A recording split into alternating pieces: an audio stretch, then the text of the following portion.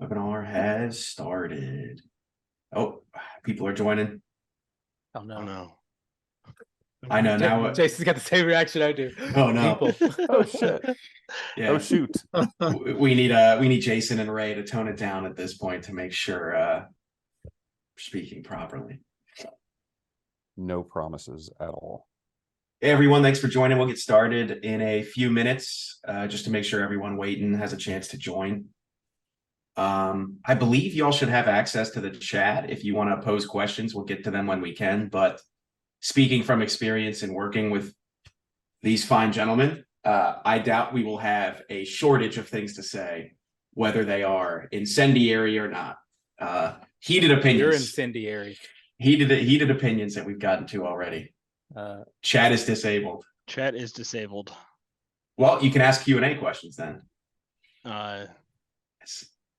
Chat disabled is a chicken move. I'll have to flog Jamie for that. Hey Jason, I will say that's definitely an error on my part. I think you could fix it. Like I don't think you while the webinar is running, I think you can fix it. Yeah, you can. Yeah, exactly. I'm gonna go switch that over so people will have access here soon.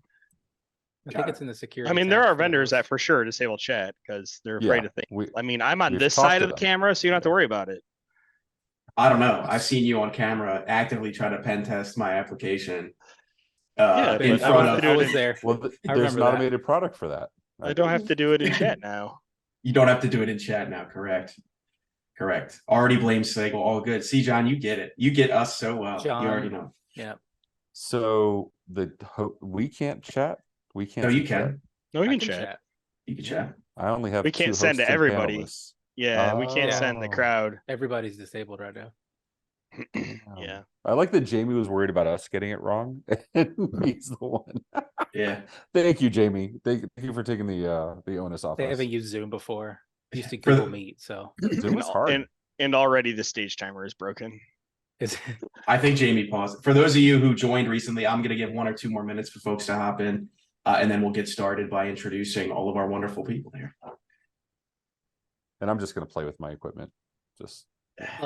You have Simon for a reason. I didn't agree to that. He's not type here. Of call. He's downstairs. Like we're obviously we're at DattoCon, and Simon's downstairs actually doing event stuff, covering that. So I could be here talking, Phin Security and fun stuff.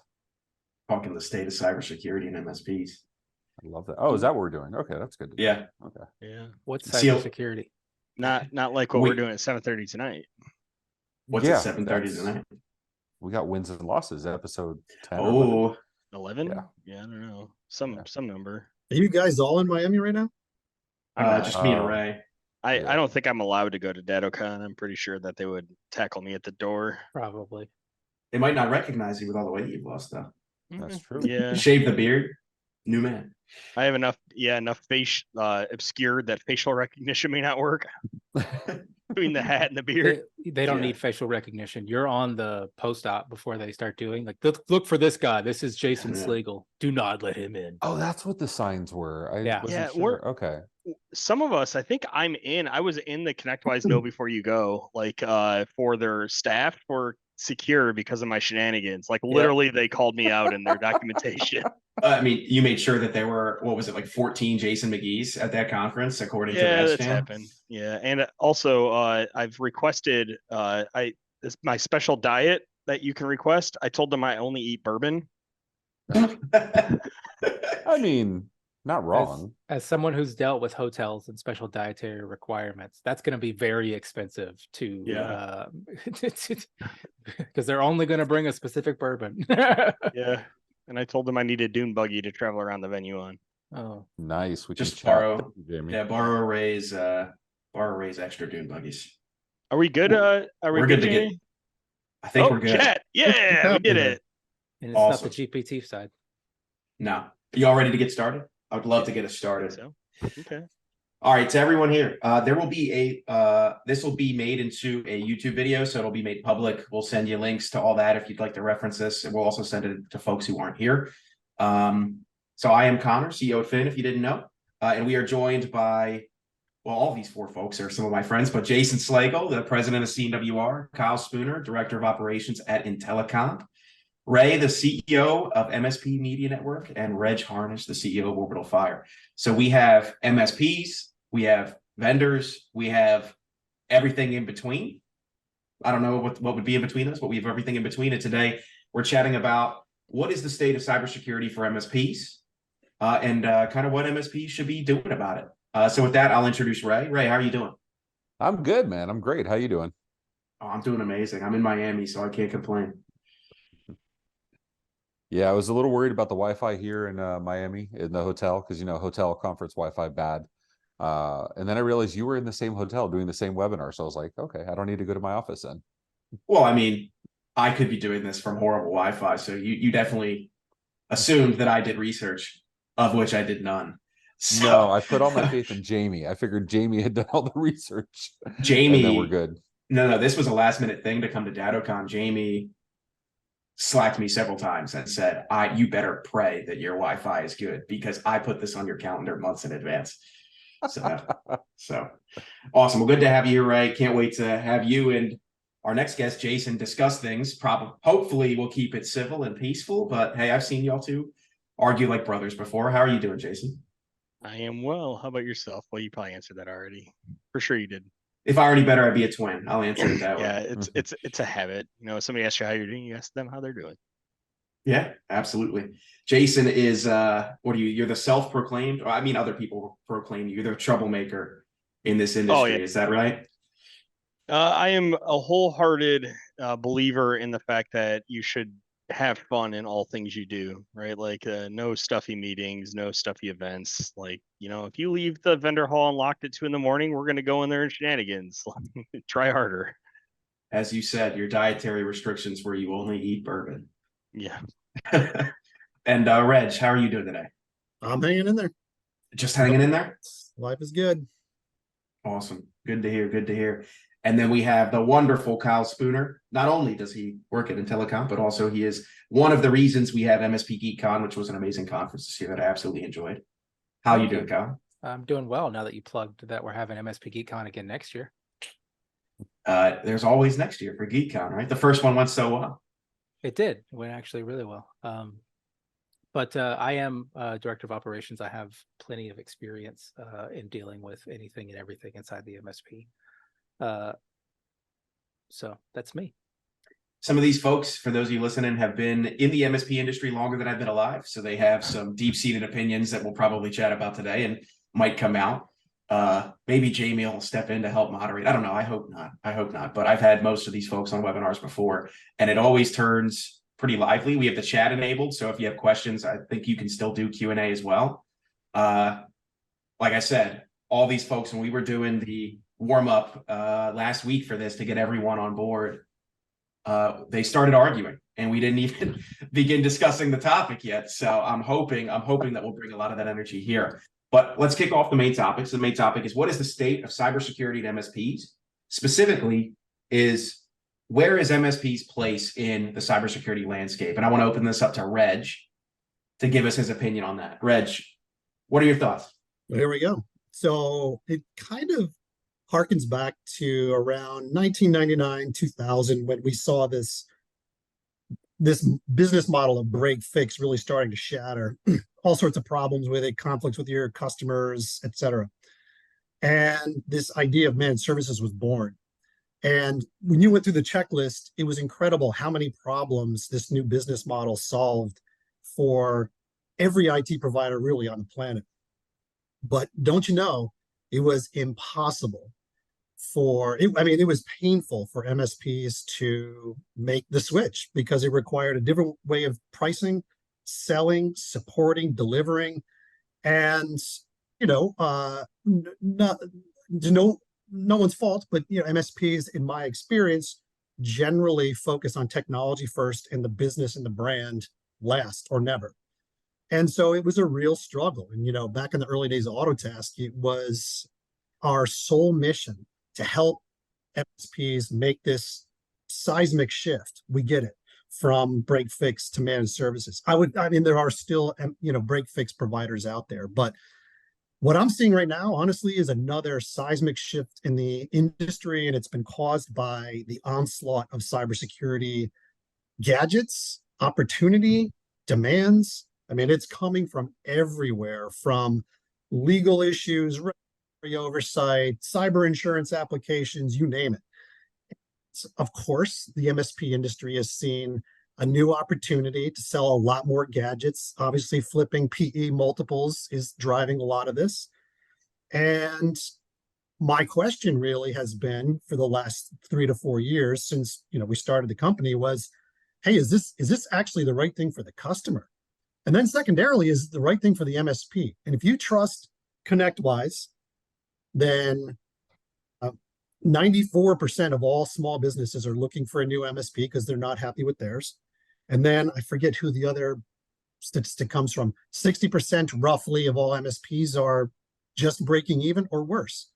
So we have reached another pivotal time in this industry where something has to change because there is a lot of broken stuff. MSPs getting sued for incidents, MSPs unable to even get cyber insurance, MSPs being forced to pay for licenses before they even have a customer, MSPs having to try and find cybersecurity talent, pay for their certifications, on and on and on. This is not the way to growth for MSPs. Cybersecurity is not the way to growth. Now, that doesn't mean MSPs shouldn't be doing great cyber tech, firewalls, multi-factor encryption, you name it. Those things are still wheelhouse for MSPs as they should be, endpoint protection. But when it comes to compliance with NIST 171, building a governance program, responding to incidents, building this is not IT. 66%, if you look at across all of the best practices out there, from the CIS controls, which MSPs have somehow gravitated towards, but NIST 171, 53, 27K, HIPAA, you name it. At least 2/3 of every best practice out there has nothing to do with technology. Yet we see an entire industry putting all their weight behind selling MSPs yet another gadget when they're already overwhelmed, they're barely breaking even, and most of their customers are leaving because they're not satisfied with their services. There's a better way. You need to find a cybersecurity partner before your customers do it for you. It's happening. In 3 years, we are already at close to 8,000 users under management. 3 years. By the end of this year, it'll probably be closer to 10 because small businesses are getting educated. They know that they need a specialist in cybersecurity, or they already tried going to their MSP and were unhappy with the results. Guys, girls, focus on technology. There's so much left to do in technology, and competing in that space should be easy because, again, I think a lot of MSPs are missing the boat on a few other areas. Listen, but I'll let Jason and Kyle tell you all the problems with MSPs. But right now, cybersecurity, if that's your dream and your path to growth, you're pretty effed. But before they respond, if most of cybersecurity is not tools, what is it? People, process. I mean, it's a lot of other things. And I'm not saying it's not tools. What I'm saying is that a lot of, for small businesses, they don't care about gadgets. Like, you got to stop selling your gadgets because no one even knows what your flux capacitor is or does. What they want is a finished cake. They're not buying flour. Like, they want a cake to eat. They don't want to do it themselves to be experts.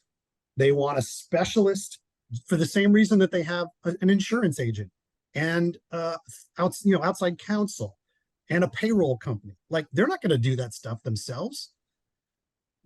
Experts, and MSPs need help.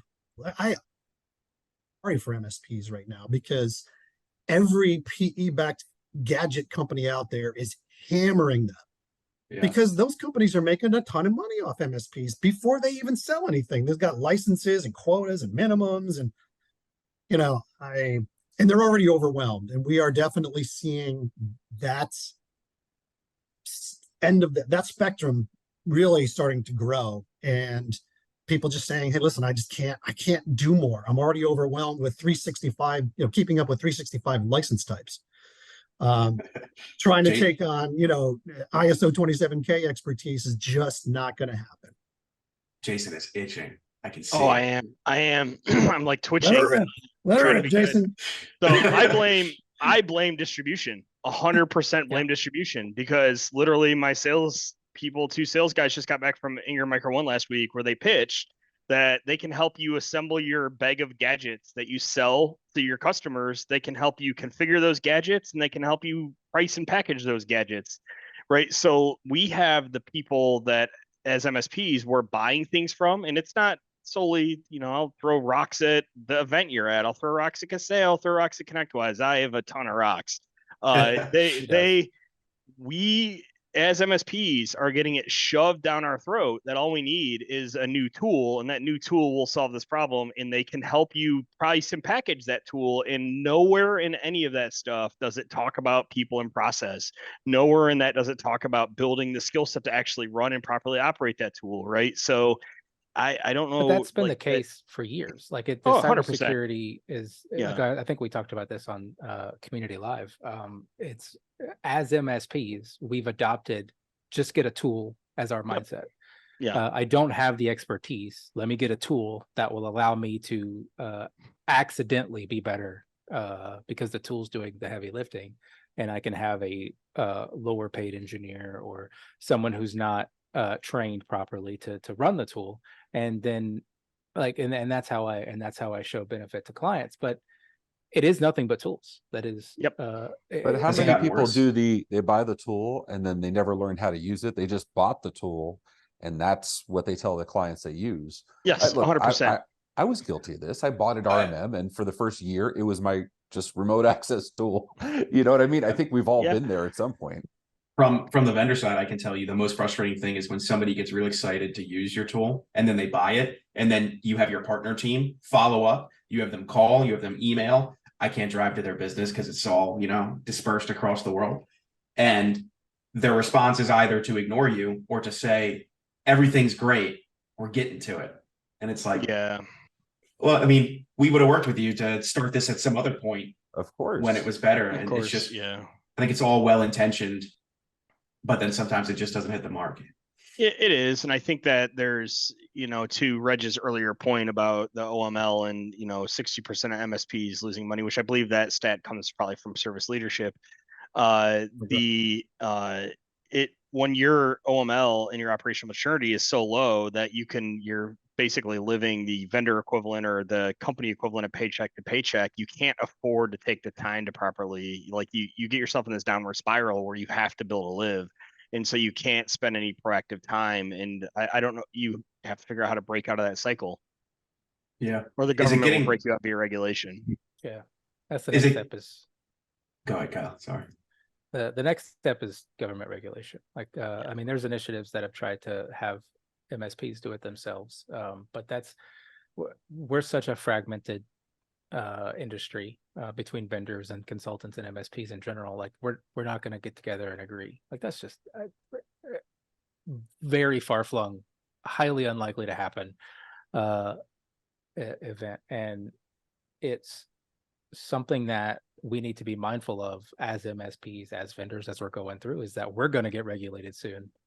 And we need to prepare ourselves for that regulation. So I'm curious though, do you guys see that the regulation is going to have any kind of impact on the actual security? Not the I say I do this, but actual security where we aren't having these, ransomware incidents every 5 seconds. Well, I mean, what if this is like cyber insurance with the increase in how policies now regulate and require you to do certain things? Do you think that created any modicum of additional security? Yeah, maybe. I mean, people just lie on the forums, right? We never see that. But as Reg said, now they're liable. Okay, I mean, they're already liable. I mean, they're already going to get the claim denied. Some of the questions are also vague, like what constitutes an MFA? Like that's not spelled out. It's just MFA. Yeah, our security defaults MFA. Oh, there's a whole rabbit hole you could get me down for like 4 hours. And like at any point in time, I don't as an insurance provider, I can come in and say your claim's denied because you don't have proper MFA, but that proper MFA is not defined anywhere. Same reason why level 1, level 2, and level 3 technicians aren't defined anywhere. Well, it's why MSPs look to CIS because of the NIST is a bunch of guys went into a room, smoked a bunch of pot and came out with these edicts that you have to do with no actual tests as to whether or not you did them. CIS takes those things into, if you do these things, then you meet this control that you can then map back to NIST. And that's why MSPs tend to use it, because they get a checklist of things they can do to actually be meeting those guidelines. Well, like Glenn said here, financial consequences will be the only thing that moves the needle. Do you agree with that completely? To talk to Reg's point earlier, I partly disagree that MSPs can't be MSSPs. I don't like saying that. But even you cringed when you said. I mean, you could have, just like with a standard MSP, you can have a proactive department who specializes in working in development operations and proactive. You can have a account management department. You can hire individuals to be specialized in these tools, and you can have a cybersecurity department. You can build a SOC. That is something entirely possible as you grow as an MSP. However, the majority of MSPs do not have the resources, nor is their staff available to hire in this extremely new field comparatively. Cybersecurity is not something that's been around for a while. I would argue that's not an MSSP then, that's just a security focused MSP. And I've had this argument a ton of times, right? Like, how do you earn your second S? What nonsense grants you that second S? The second S is Shens. So is it being a vendor? I mean, I don't know, can right? MSSPs only be vendors? Like, where's the distinction? He moved us on. It automatically. Sorry. Go ahead, Rich. Go ahead, Rich. When MSSP was born, from my experience, and I was in enterprise cybersecurity for 15 years, so I was kind of out of it for a bit. But when that was born, that term, those were folks who sold security services that could be resold through MSPs. 100%. They sell to MSPs. Correct. They sell to I MSPs, agree with, right? 100%. I agree with that definition. Yeah, and that's part of the challenge. I would argue, I mean, apart from an entire industry, including the associations, the talking heads, and you know who they are, the PE-backed tech firms, everyone is pushing stuff on, and extolling the virtues of, the cybersecurity future for MSPs. But really, the MSSP, when it was born, was nothing more than a service provider that made it easier for an MSP to repackage a security-ish service. And it's a very vague definition. And I've now seen MSSPs who are selling direct to end customers too. Yes, they are. But what do I know? Jason, we've already heard a lot of your thoughts on this. But what is your thought? What is the actual state of the cybersecurity at MSPs? Getting better, I say, with some ray. Who would have thought I'd take the optimistic approach on this? Okay, right? So this is broken. Disappointed, yeah. You're gonna lose your status. Matt Lee and I, we're about to give it for the third time. Matt Lee, Tom, and I have given How I Would Hack You, right? So last year, August, at ChannelCon, we covered How I Would Hack You. In that room, we asked the 25 or so MSPs there how many of them knew what conditional access was. About half raised their hand. And we asked how many of them applied conditional access to their own tenants. And 3 out of the 25 MSPs raised their hand, right? That's pretty abysmal. We gave the talk again in June at Secure, about 150, 160 people in the room. Almost the entire room raised their hand that they knew what conditional access was, and well over half the room raised their hand that they were running it on their own tenant, right? So like, I would say that the state of MSPs securing their own house is maturing. However, I fear that I live in an echo chamber, and that you fine gentlemen on this call and the fine gentlemen that I sit on other calls with, or the people on the cyber call, we are a microcosm inside of the general world of MSPs. And if you want to see that, just go hang out in IT Business Owner Group on Facebook for a bit and then cry yourself to sleep, right? Because the average MSP that doesn't know who we are, that isn't going to attend this webinar, they're at the risk of getting you demonetized on YouTube when you post this. They're a shit show. They are operationally immature. They're not taking cybersecurity seriously, right? And they're not great. But I don't know what the alternative is, right? And that was the whole talk that we just gave at GERCON, was that the security industry hates MSPs. There's no other word than hate. Like, if you go to a security conference and you're an MSP, they do not like you. They think you are the root of all of the world's problems. But I would argue that the actual root of the world's problems is the low operational maturity of many small and medium businesses and MSP service, as well as the low operational maturity of those MSPs themselves. They just either can't afford to hire the right talent to do it, or their customers can't afford to pay them to do it, right? I'm $200 a seat these days, right? Minimum. And what was the stat I just came up with? Of the 18 million businesses in the US that have at least one employee, 14 million of them are under $500,000 a year. An under $500,000 a year company is going to have a hard time paying me $200 a seat to do managed services for them, frankly. Now, this is where Ray and I are going to argue. Well, because, okay, so am I muted? I just Nope, wanted to you're check. good. All No, right. you're good. First time I'm not, right?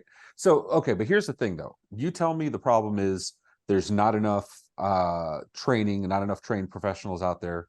Well, you train them, right? It's We not do. like the people who go to RSA and the people who go to Black Hat and DEF CON are some special breed of people. I mean, you have to be to do what you guys do, but you get what I'm saying. They're not special. Anybody can be trained to do this. There's boot camps for this stuff. They're And then you say the expensive. client, oh no. And then you say somebody took it. If not, we wouldn't have people attending this Yeah. stuff, right? And then you say the clients can't afford it. You can't afford clients. Well, at $200 a seat, I know MSP's charging $350. I know MSP's charging $550, but they're going to the companies that can afford those services to protect them Correct. properly. Yeah. What So about it's like not that the- MSPs can't do it. It's that immature MSPs can't do it because they don't know how to go after the client. They don't know, they can't afford to train people. But there's a security cliff below which I argue there is a minimum cost below which you cannot accurately or correctly secure a network, right? Like in there is a revenue floor below which a company, the florist on the street that's a retail shop that's got 4 employees that's making $200,000 a year among those 4 employees, like their budget for IT is going to be what, like $10K a year total, and that's got to buy hardware, Maybe. software, services, technology, like everything, right? Like, Yeah. I would charge that customer $800 a month. That's $9,600 a year out of their $10K budget. How do they buy new hardware, right? There's no place to get there as far as how do you It's a risk. secure It's those just- companies. It's a risk play, right? Yeah. At some point, the risk just isn't worth it. Like the value you get from spending into cybersecurity doesn't outweigh the risk that you Yeah, have. but my problem is this. So what do you do with all those people? What do you do with those mom and pop shops? they those flower fail. shops? Well, They- and they that's the problem. or they because- don't. Yeah. they And I don't, can't right? tell you Or- how many tons of small businesses out there rolling the dice and getting lucky Yep. right now. There's 32 million of them. But there's Glenn also says they some fail or did it. stay lucky. So it's Their like the wildebeest services- crossing the Serengeti. Most of them are going to get away because there's just not Yes. enough lions right now. Right. But even in the small business, the services that are spinning up around just small business in general, like Stripe and Square and all that stuff, that you don't have to have you don't have to store credit card data anymore. Now you just Yeah. have to have a process to how to take card, swipe, put back. Like that's the process you have to do, right? And there's no the data is stored externally in the cloud. It's not stored locally on site anymore. So like at what risk, aside from like MFA and stuff like that, what risk is there? Like you have keyloggers, you have to store the desktop unless it's an iPad, and then you have other systems like it. Yeah, and that's Yeah. what we were talking about pre-show, right? Or that's what we were talking about on our previous meeting, is that you can scale stuff down. You don't, I mean, yeah, security awareness training, absolutely. You can do that for, Yeah.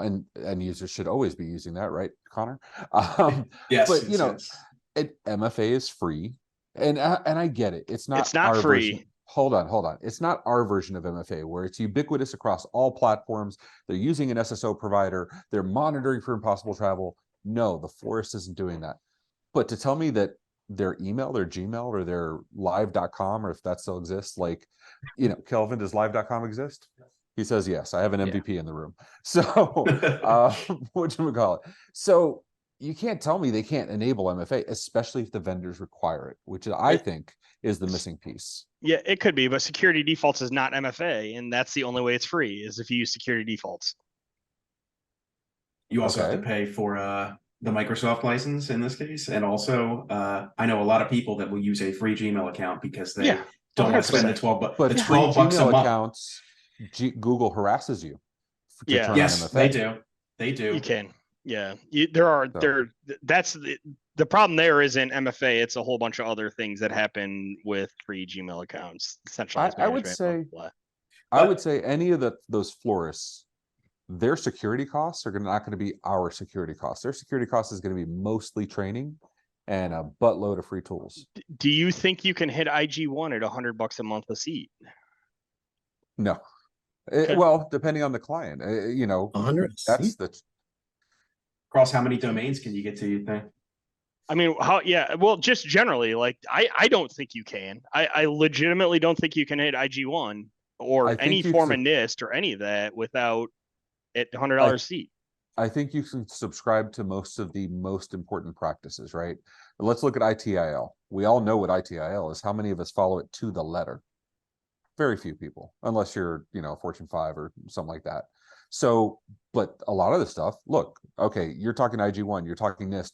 Okay, but the cybersecurity trust mark, far less requirements, far ahead of what they're doing today, right? There's a middle ground. I mean, it goes back to the risk assessment, right? At what point do I feel like I've offset enough risk in my business to feel comfortable and sleep at night? And that goes for Well, any business, including MSPs, right? Yeah. A lot of these small businesses are so small that they're just not a target, but They don't that's changing care. every day. They also don't Well, that's care. changing every day. Every day, the I mean, threat actors get more and more automated and move farther and farther downstream. What's that I don't- quote? You're not too small enough to get hacked. You're just too small to make the news. I still don't know who made that yes, up. I think that was Jason. It was Tom Lawrence, I think. Tom Okay. Lawrence. I have I've said this no less than on 14 webinars, and every point I made, I didn't make this up. Someone tell me who has, Yeah. so I can credit them. Now I know. I'll have think to tell Tom yeah. about that. I You think know, it was but Tom Lawrence. Going back to your lions chasing the gazelles thing, they're not looking for the biggest gazelle. Yeah, they would like to get it. They're They're throwing just a looking net for the out, gazelle they hoping to catch a gazelle. Right. So I would argue the smallest of small has the same risk. Now, they don't have the same footprint. They don't have 50 computers. They don't have 30 iPads. They don't have the same footprint for the same client.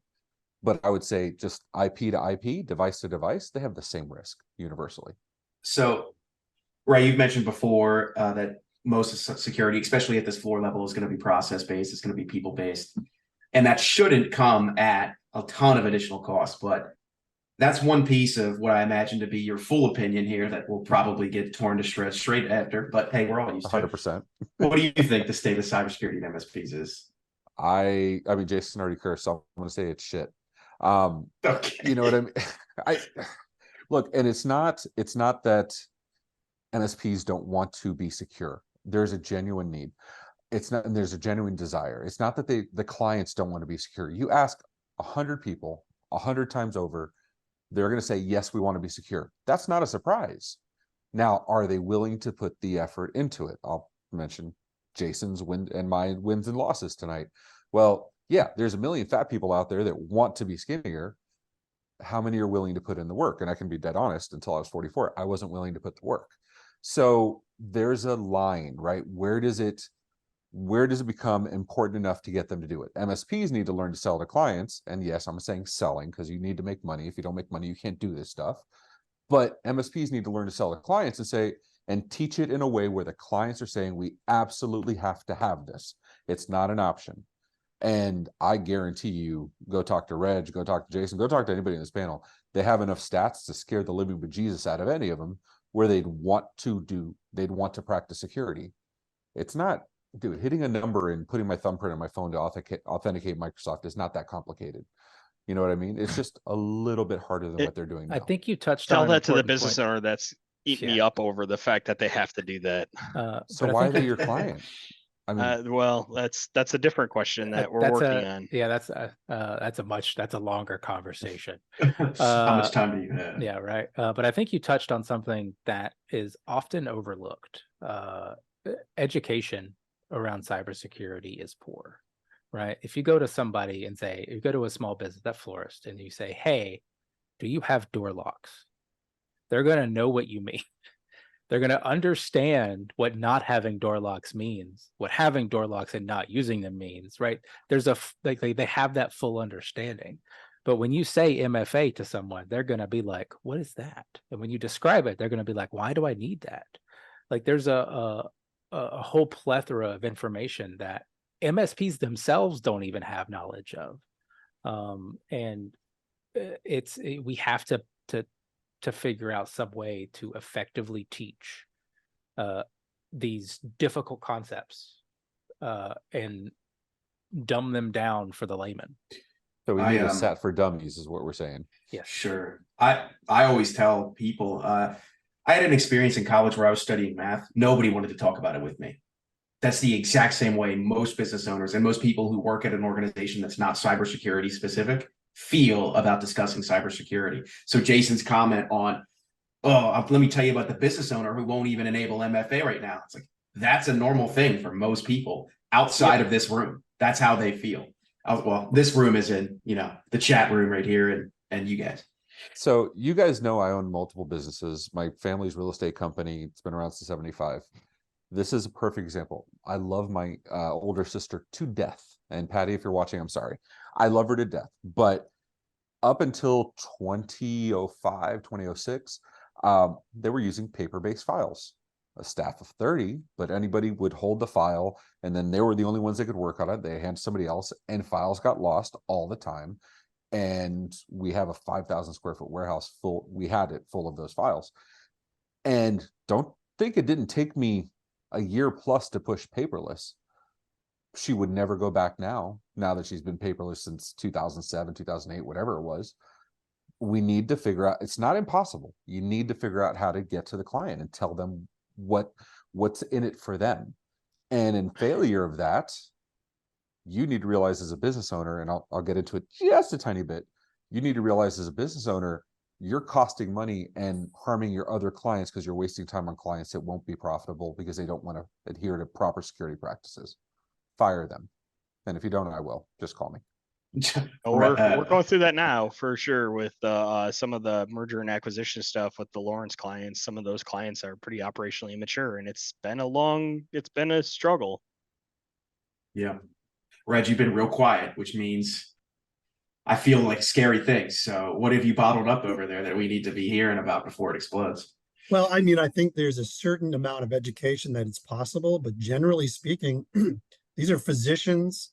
They're, people making titanium ball bearings. They're people, running a landscaping. They're planting trees. I think it's a little arrogant of us to say, you, Mr. Business owner, you need to get educated on cybersecurity. But I do like the way Kyle put it, which is answer one question. I'm going to do my best to translate this for you into business language, because who cares if it's multi-factor or a hamster wheel? It's got to reduce risk or manage risk. I'm going to do my best to explain this to you to help you make an informed decision. And then if and when that happens, if and when you're interested, you're going to come to me. I'm not going to tell you this stuff. You're going to come to me. And actually, for our business, because we literally are trying to get to 32 million small businesses, we can't afford to educate very deeply. And we certainly can't afford to kick tires with these small and micro businesses who may not be interested or may not have made the decision. Is it worth it? Right. So for us, that's what we try to boil it down to for our customers, is that one sentence, which I got from Bruce Schneier 20 years ago, which is just answer one. Cybersecurity is about one question. Is it worth it? That's it. If you can answer that question, so then you kind of move the conversation to the audience enough where they can answer that question. So, well, and that's availability in the CIA triad, right? At some point you're trading off availability, which is your ease of use, for confidentiality and integrity. So to touch on Keith's point here, you need to present business enhancements. I don't know why I can't talk. What do you do for a business owner who you present the outcome they said they wanted, right? We want to be more secure. What do you do to those business owners who still won't take your recommendations? Because just to say, oh, don't partner with them. I get that you're doing that, right? But a lot of MSP owners, a lot of MSPs I talk to won't make that decision. So what do we realistically do with it? You're still letting me use Segnoma phones, even though you hate them. So there is a certain amount of don't think for a neighborhood second there's put not up a with. point that we're okay, I but know. you know there's limited support too, right? Like I that's know. the point. You need to have that line, and there's I guarantee you there's a line, and regardless that you're one of my best friends or not, there's that line. I I know. promise. And So- I mean exactly what I say. It's a tear on your other clients. It's don't tell me it's not taking more time of yours. Don't tell me it's not taking more of your clients' Oh, time. 100%. Like, and so Yep. as a responsible business owner, if you have something that's underperforming, you have to cut it. And I get the Yeah. whole I want to serve everybody and they need IT too. They absolutely do. There's no question. They need insurance, they need a retirement plan. But if they're not willing to do it, that's not your fight to fight. But how do we handle? So I just dropped in the chat an actual question that came from one of the Facebook groups asked by an MSP. He reinstalled Windows 7 off a CD and was having trouble activating and was asking the group for help activating Windows 7 installed off of a CD, right? So we still have MSPs doing that dumb, right? Okay, Like, how do we fix that? Pause. That could very well be an embedded system. You know it. No, you There's don't. enough. You don't install embedded systems from No, CDs. You know that. You use images. You've had mechanic shops. They're Yeah. not embedded systems. They're just running XP or Windows 7 or whatever it is. And you know, okay, you have enough clients in certain verticals I won't call out on the public internet that have Thank you. very specialized equipment and Oh, yeah, very X-rays. specialized system. Right. So there's going to be stuff you can't do, and we do what we can. We air gap it, we isolate it, we blah blah. I Well, had to do that in my. So I asked Performance why. I asked why are you doing this in the chat? Yeah.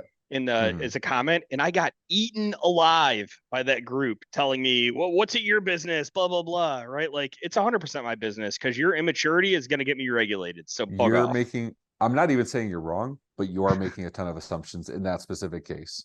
And I think that's why you go rant and I don't. I don't think either Yeah. of us disagree that he is probably installing But- that for a client.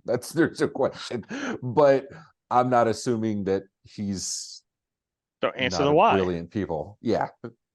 Well, the why, think- I told you why. Well, but I he's think not we going do to. too much preaching, though. I think I've seen a lot of providers, cybersecurity and MSP, walk into a prospect or their existing customer, pound their fist and say, you must be IG1, you must do this, you must. It's like that decision is up to the business owner, the fiduciary, the executives, the leadership, the decision maker. That's not up to us. And so I think there's a different approach that works way better, which is instead of being sort of objective focused, I think, the way we approach this is we're the Secret Service, our customer is the president. If it was up to us, the president would never leave the Oval Office. But the president's got to get out, shake hands, kiss babies. And so our job is not to restrict the president from doing their job, but rather to look at that situation, of course, make recommendations, but send in the advanced team, assess the risk, make recommendations. But at the end of the conversation, say, Mr. and Mrs. Customer, this is not something that we recommend, but in this case, here is what we would do. And help them enable the mission of the business. And I think gradually, we set really high expectations for MSPs as well, unrealistic expectations about like what is security, and it's almost like a binary process. It's either you have everything or you're no good. I don't think that's the case. And if you're doing risk management well, the reality is you're doing the absolute minimum in cybersecurity to protect the business mission, and no more and no less. Now, most SMBs are doing less, of course. Most MSPs are doing less as well. But I think I'm sorry.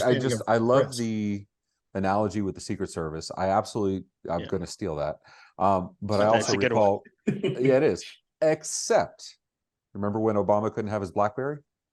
So there are lines where you say no. And I think part of the trauma is, and let's be honest, it's real PTSD. Part of the trauma is we've seen the worst of the worst. We're aware of way too much. I used to work for the Miami Police Department, and the stuff you would see that didn't make it to the news would terrify you to the point where like I didn't want my kid going outside. We've seen that. The average business owner hasn't. So I agree with Regin that we need to accomplish all, but in everything there's a balance and there is a line. But at what point do we have a fiduciary duty, right? Brad Gross has a whole like hour-long podcast on the potential fiduciary duty that MSPs have to their clients to service them well, right? Like when's the last time and I asked this and somebody actually called me out and said, no, I've had that happen. When's the last time you offered something to a client, they turned it down saying they accepted the risk. They got breached because of it. And then they went, oops, my bad. They don't do that. They still hold you accountable for the fact that if I needed that, I hired you as the expert and you shouldn't have let me turn it down. And how Declination many notice. times do you see an MSP an MSP will say, well, I'm like an attorney, I'm like a doctor, I'm a professional. Well, Yeah. attorneys turn away clients, doctors Yeah. refuse surgeries. So, I mean, so it how's sounds any like different. it sounds We're like doing that. Jason's the slight disagreement between you two is your job to just prescribe the medicine, or do you have to hold someone down if they don't want to take it? So Kyle, you've been really quiet, which is weird because I've watched you talk and ramble occasionally, and I know you got some interesting thoughts. What are your thoughts about the topic, the state of cybersecurity here? I think it boils down to really two things. The first one is that the state itself is just chaos. There is everything and everyone is rapidly progressing. Technology is constantly changing. Processes, procedures, frameworks for how to do something is just constantly changing. So whereas in the past, in my time from MSP space, I grew up in the automation, and then backups those are the two disruptions that I've been a part of prior to the cybersecurity. And those weren't nearly as disruptive as this was. In automation, you just had to push people to do automation. In backups, you just had to delete their data and then watch them go. Right. In cybersecurity, there's nothing that's really tangible until they're affected. Right. And you're not going to open up your client's network. Right. People delete data all the time. That's easy to demonstrate value. But aside from that, aside from this chaotic nature and rapid advancement of everything, we're stuck with immature businesses, immature MSPs, immature small business clients. And as I've matured in my MSP career, I've noticed that we're not like the focus is trying to get people to sell things, because that's what the CEO and the owners, and that's what they've been doing for years. So that's what the majority of MSPs do. It's either a straight technical focus where I can do tech, I can't do sales, or I can do sales, I can't do tech, right? And they don't adjust themselves as they grow as an MSP and as they grow as a business in general to mature and develop those skills of telling a client no, or telling a client they have to have this in order for us to service you. And I think there's not necessarily in any conversation I've had about security with a client, with an MSP, with a technician, it's always about security and layers, right? I even throwing up on LinkedIn that I was going to be on this podcast. I used the Shrek, ogres are like ogres are like onions, just full of layers, right? That's what security is. And at some point you hit the risk mitigation of where I don't feel comfortable buying any more layers. I think I'm good where I'm at. And I think that's kind of where the education that we're missing is, that we're not pushing the layered approach. We're pushing, you need a tool to do this because you need it.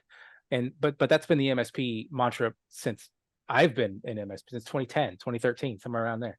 It's it's buy a tool to get to multiply your single person investment across your entire client base. And that's just not tenable with security. Has anybody on this call sat in a SOC and done any parsing of things that the automation found that you might have to look at? Right. That is god awful. Staring at triggered alert for port 173 on IP 16426, and you're like, what does that even mean?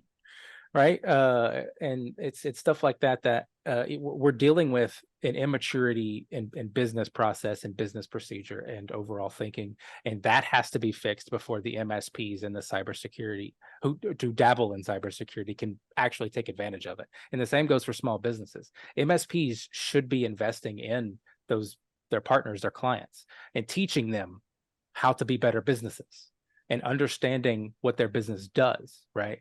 That's why people push account management. That's why people push verticals. There's a reason why we surround ourselves with these things. Those doctors, you have one general practitioner, and then you have a surgeon who cuts you in specific parts. If you have a dentist who only looks at your teeth, you have an eye doctor, you have like, there are specializations because that's what they're good at. That's what they know. And if you talk to them about that, they're going to understand on the same level. And if you try to come in with generalities like, well, this other doctor's office does this, but it turns out they're, a pediatrician and you're treating adults, and then your children's Tylenol is not being very effective when you're giving it to an adult, right? It's just stuff like that. We have to focus on fixing the MSPs and their business maturity before we can start fixing a lot of the other issues we have in cybersecurity. I mean, I feel like that's really hard when what you're up against is essentially delayed gratification. I'll call it that in air quotes, because you're telling your clients, or you're trying to educate your clients rather, that you need to do this so a problem that doesn't exist necessarily today but might in the future is thwarted, or that doesn't happen, and we avoid that even though we might not be able to know we avoided it. Whereas a lot of small businesses, they're like, well, I hope I make payroll this month, or I hope I can hire that other employee so that I can take a single vacation. It's kind of like, if you want to reduce crime in an area, the quickest way is to reduce poverty in that area. Like, bring everybody up to a point where they understand. You raise the awareness of people's understanding of cybersecurity so that they put more stock in that's going to happen at some point in the future, and I need to worry about that today. Yeah, I think it's really hard because it's one of those things where it's exactly what you said, right? You're trying to sell something that when you're effective, the customer sees nothing, right? Like and so it's really hard over time to show the standard continued MSP value of that. Yeah, it's IT. What do I pay you? You don't do anything. Everything's correct. broken. What do I pay you for? If nothing's broken, right? Like I have an analogy for that, right? I had a friend that he was the staff electrician for a transmission plant of GM's here in town. He was the third shift staff electrician. He handled the PLCs, the controls and stuff. He had a bed. He would go there and he would sleep. And people had a hard time getting their brain around the fact that GM was paying this guy to sit at their plant and sleep. But when he was sleeping, everyone was making the most money. When he was working, money was being lost. And that's the reality of the services that we're selling. Is we're selling the guy to sit on that bed to make sure that your stuff just works. And so it's on us, I think, to basically figure out a way to communicate to that client. And while Ray's point is right about we'll drop them as a client, again, we just create a floor. Eventually, as MSPs mature, there's just going to be you must be this tall to ride line, that below which you're just on your own and no one will service you. Because I think Facebook proves that wrong. And to be fair, Reddit sometimes. Yeah, we have a really good question. I don't know. Oh, that is a good question. Who wants to take this? My major is security and risk analysis. What can I do to improve my security skills? And another question, this is a twofer. Another question that I have is what I can do to better myself with a chance of getting an internship or a co-op. Basically, what can I do to get a job? My only advice in this aspect would be to tinker in every aspect of cybersecurity in general. Do debugging, do pen testing, do gray hat stuff, legally speaking, gray hat stuff. Legally, yes. And, build a system and then try to get into it. Build a system and then try to protect someone from getting into it, right? Play those games and do that. Put stuff in GitHub so you can show that you're actually doing work. And you have a paper trail, quote unquote, right? And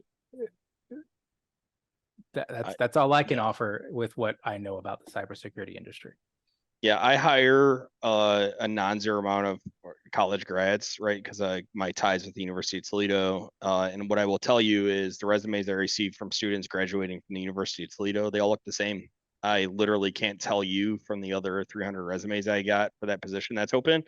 Right. So like my biggest piece of advice to you is to find something to make yourself look different than the flood of other interns and the flood of other security researchers and analysts that are out there, to make that person that's the hiring decision stop and look at your resume, because they're probably getting dozens, if not hundreds of resumes. So make yourself stand out.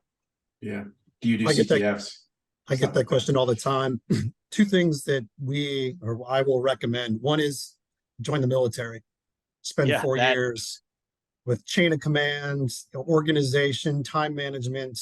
I mean, I would much rather have someone with a little bit of military experience than a college degree. But the second and most important thing is start a business, because the questions I'm going to ask you about cybersecurity, you're going to have to decide, do I take home another $1,000 this month, or do I deploy multi-factor, or do a risk assessment, or train my people, or build an incident response plan? And because cybersecurity is so inextricably attached to the business, it's very hard. And the cybersecurity industry is full of nerds who have never run a business, never had to make payroll. And I'm saying, guys, like, how can you potentially empathize with the people that you're trying to help if you don't know what decisions they're being forced to make right now? They're going back to, is it worth it? They're not just thinking about cybersecurity. They might be thinking about that, Windows XP upgrade, but they might also be thinking about getting insurance, or hiring a new COO, or a marketing campaign, or 1,000 other things. So there's a lot competing for that attention. Until you have a good, broad understanding of how business runs and what the mission means to them, it's really hard to develop any kind of valuable skill in cybersecurity. Because if you're just going to, pound on a firewall or nerd out with a pen test, like, okay, I mean, I could train a monkey to do that. There's not a lot of value there. And, something GPT is going to replace you in 2 years.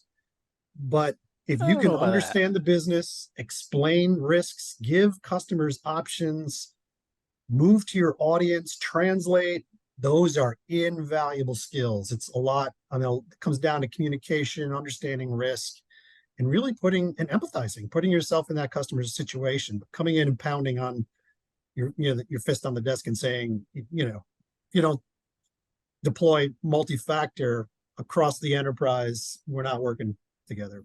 It's a tough place to be. I thought Kyle was going to jump in and explain why Well, he disagrees with the ChatGPT. It just seems, well, I mean, yeah, ChatGPT is going to enhance a single individual in their ability to output work. But I don't know that leaning someone in straight to business talk is going to be great, depending on what they want to do, especially if we're talking about security and risk analysis.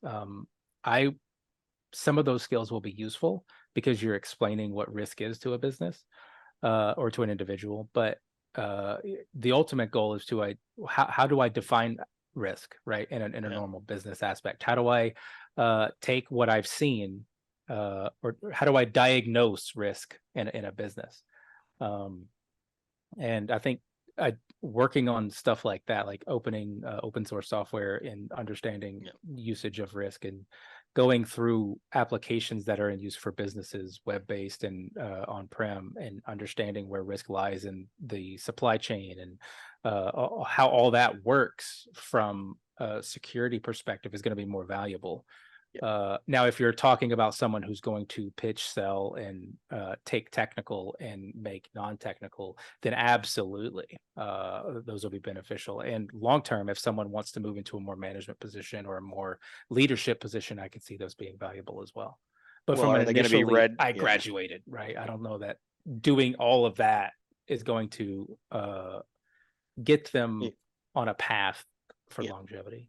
You need to know if you want to do red, blue, or GRC, right? Like if you want to do GRC, like the policy risk analysis piece of it, right, then by all means lean into the business. If you want to do red and you're not planning to run a business, then some of the business skills are applicable, but probably not as much. If you want to do blue, probably a little more, because you're going to have budgets and things that go along with it, right? That's my piece of advice with regard to the business stuff. The GRC, lean into the business stuff all the way, because you live in a special world of hell that I don't quite understand, but great for you. We need more of you. Awesome. Yeah, thank you so much, Tim, from Compliance Risk, for doing that for all of us. But a point, and maybe this is what we wrap up on, to touch on Kyle and Jason. Most of our conversation today centered around there is this floor, and currently the average MSP salesperson, MSP owner, whoever is talking with the business owner or the person in charge of making decisions, is not doing as well a job as they should at communicating the risks that they're helping them mitigate and the outcome that should generate for their business. Because all the owners see is this is how much it's going to cost me. And maybe, I don't know, not to jump to, they don't make payroll or can't feed their kids or anything like that. But every dollar counts when you're running a small business that is also barely break even or sometimes losing money. So it feels like maybe less business. The thing that I see lacking from at least MSPs that I run into is, can you talk in such a way that a person who has no idea what this world is about, or even not to bag on you, Jason, but red, blue, and GRC, I know what those are. Nobody in my family, they'd be like, what the hell are you talking about? Colors here, huh? It's like, no, you got attackers, defenders, and the people handling governance, risk, and compliance. It's like, I know you know that, and I know that when you talk to business owners, that's not how you'd explain it. But a lot of IT folk, a lot of people doing the conversations, they absolutely would talk like that. Yeah. Does anyone have any last minute things? I think I've said my piece here. Thanks everyone for joining, by the way. This was a blast. Not only y'all as the panelists, but everyone willing to listen to us pontificate. We live in a privileged world where we get to sit in front of a camera and people listen, right? Still weird. It is a little weird very sometimes. It's so weird. I appreciate you, Connor, because Yeah. I was about to go look at my Crayola 256 pack for that GRC color. So Amen. I was like Googling, like I was Googling terms. well, to the student, governance, risk, compliance, just to the Yeah. student out there. We Yeah. joke, but there was a point in all of our lives, probably a lot later than Jason and Reg's, where red, No. blue, green, I- yellow. versus we didn't blue know is this a stuff. I YouTube couldn't skit define about GRC Halo. until maybe a year ago, right? Like honestly, that's the one that I'm like, what the fuck is GRC? Yeah. Yeah. I So felt like we'll- an idiot asking Jason to tell me the TLP colors and what they meant. So Yeah. I even knew that, right? I didn't even need to know IT for that. No, I still have But- to look up Amber plus strict because a bunch of the JCDC stuff that I get is Amber plus strict. So Yeah. Yeah. Thanks everyone for joining. Kyle, Ray, Thank Reg, you. Jason, thank you. To everyone Thank you. listening, we have 3 more webinars going on. The next one is October 11th, how to sell cybersecurity solutions. The next one is October 19th. It's a guide to cybersecurity insurance for MSPs. We touched on it kind of briefly today. And the third is on October 24th. Is cybersecurity different from managed IT and how? You can find all links to register there at finsec.io/DCD2023. We'll send all those links. We'll also send a recording when it's live to all of you. So you can take a look and you can remember. I see everyone saying, don't leave out the purple teams. Purple lives matter too. Yes, they do. Awesome. Thanks everyone for joining. We'll leave you with that. Thanks. You listened to us for an hour, which is far too long. So I appreciate you all for staying to the end. yeah. bye, everybody. Thanks, Bye, everyone. everybody. Take care.